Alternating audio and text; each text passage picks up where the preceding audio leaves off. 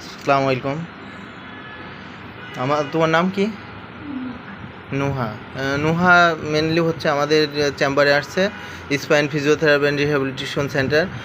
ওনার ছোটো গালে জন্মকালে হচ্ছে তার ব্যাকাল ফিক্সুস ইনজুরি। সেক্ষেত্রে তার হাত উপরে উঠাতে পারে না এবং এদিককার রিস্ট এবং এলবোতেও মানে পাওয়ার নাই এবং ফিঙ্গার কয়টাও শক্তি কম পাইতেছে। তো বিভিন্ন সে অনেক আগে থেকে ডক্টর দেখায়। কয় সাল থেকে আপনি ডক্টর দেখান বলেন একটু? 9 বছর। কয় সাল থেকে? 9 বছর বয়স থেকে। 9 বছর বয়স থেকে হচ্ছে ডক্টর দেখান। তো হচ্ছে এটা কয়টা ডক্টর দেখাইছেন এই পর্যন্ত? দেখাইছি তো আমি পিজিতে দেখাইছি তো 4-5 বার মনে হয়। পিজিতে দেখানোর ভিতরেই আবার এটা দেখাইছি আমি মেডিকেল একটু জোরে বললেন। তো মেডিকেল দেখাইছি আর পঙ্গুতে 2 বার দেখাই, ইবনিসিনে 1 বার দেখাইছি। তারপরে তারা কি চিকিৎসা দিছে? ব্যায়াম খালি ব্যায়াম বলছে বাসায় করতে।